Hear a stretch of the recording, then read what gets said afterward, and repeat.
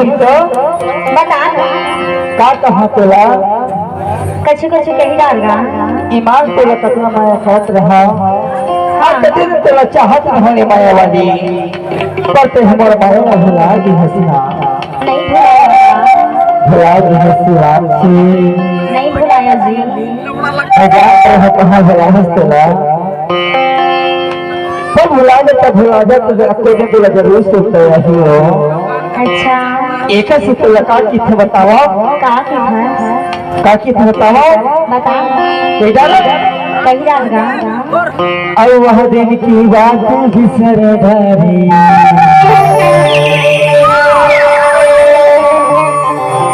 आया वही वह दिन की बात बिसर अरे रही रही के मोला तेरा भाई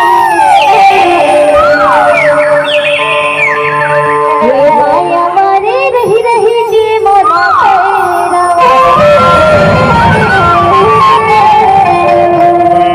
वह दिन की बात बिसर धरी आया वही वह दिन की बात बिसर धरी